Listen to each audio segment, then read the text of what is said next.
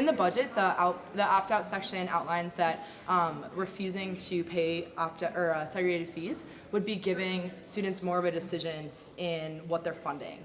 But we already have a lot of decisions that we get to make about our funding and where it goes. The Student Services Finance Committee, which is also called SUFAC around the state, is a group of 15 elected representatives from the UW-Madison campus, and these are the students that control the funding and the eligibility of the student organizations that do receive funding. So they make the choices about how our money is distributed, who gets to receive it, and it's not on the basis of ideological beliefs, it's on the basis of whether or not these groups are fiscally responsible, whether or not they are adhering to their mission statements, and whether or not they're providing services to all students on campus. So there's really, it's a really great system that we already have in place, that 15 representatives of our organization are elected to make that decision.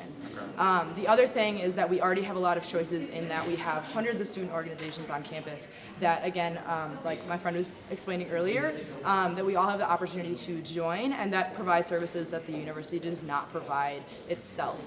And so we are filling the gaps that the university is unable to fund by making these choices about services that we think are necessary for our well-being on campus. And I personally work for a student organization called Adventure Learning Programs, which stands for ALPS. And we provide leadership and team building workshops for groups on campus to get to know one another better, to become better leaders, and to prepare professionally for the workforce. And so these are incredibly important skills that we are able to provide because we are given money as a full operating budget organization. And without segregated fees, we would not be able to provide our services, and we would not be able to have that impact on the UW-Madison campus.